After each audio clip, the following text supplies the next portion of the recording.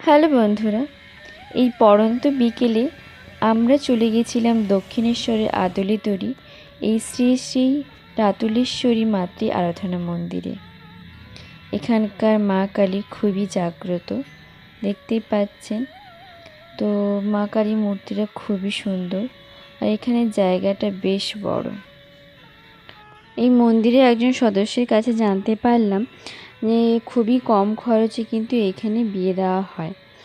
যারা হয়তো অনুষ্ঠান করতে পারছেন না, তারা এই মন্দিরে বিয়ে দিতে পারেন।